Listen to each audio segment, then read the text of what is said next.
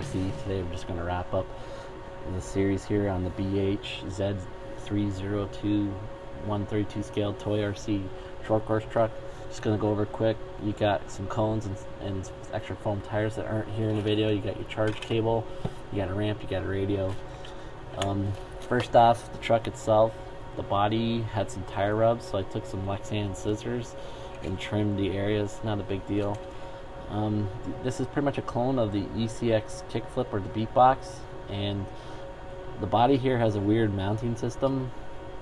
Has these little posts here that come out of the shell and it feed into this upright system here on the truck, and it plugs in. And so that the charge port is being on the top, you always had to take the shell off in order to charge the RC.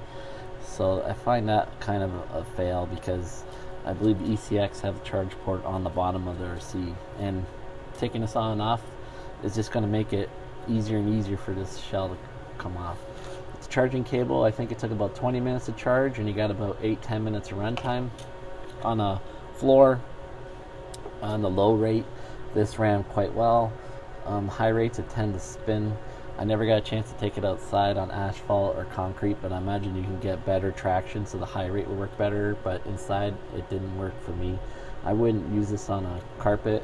As you can see here, the wheels still roll nicely, but if you took this on the carpet, the fibers and the hair that you would get in there would be so hard to clean out, it's not worth it, and it would the performance would go down because the wheels would be stiff if you just ran it again on a normal floor. So I would avoid running this on carpet. So get to the radio.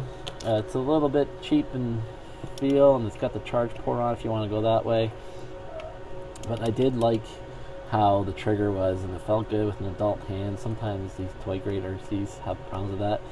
The turning wheel is nothing, but the non-proportional steering, kind of the turn of the truck wasn't that great, so you felt like you're on it a lot. So it didn't bug me as much as I thought it would, and the range was pretty good too. I mean, I went 30-40 feet and it still was well within range. It's a 2.4 gigahertz radio. So lastly, I'm just going to talk about the jump that was included. I thought it was a great idea, but I noticed right away it was pretty narrow, and being a 132 scale RC, non-proportional steering, it's almost impossible to, unless you place this a couple feet in front of it and try and ramp up this thing, you'd probably missed. And with the steering adjuster here underneath, it's so loose, if you just went off the side here, it would knock it. So you always have to bring it back to you and readjust the centering. So I felt this RC was a fail, because a lot of time, well, the ramp was a fail because it would go over and crash, and the shell would come off. You couldn't get up if you got close. The wheels would spin. Also, if you hit it with some speed, the ramp itself would move, so maybe you had to tape it down, something like that. So it's a good idea. Maybe some other RCs should think about doing it, but for this RC, the ramp didn't work out very well, as you could probably see in my running video. So I'm just gonna tidy up this review. I'm gonna score this a 2.75 out of 5. This could be a good RC for a small kid. If you got a pet cat or dog who likes chasing these things around, it'd be probably a good little thing, and just dropping 20 bucks.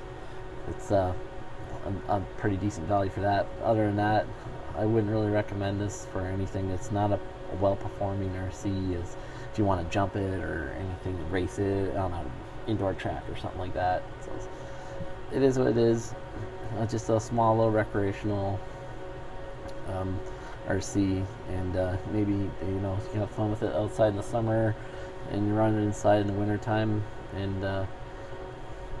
But I would totally recommend the WL Toys L939 over this any day of the week. So okay guys, that's the wrap up of the BH Z302. Thanks for tuning in. We'll catch you again next time.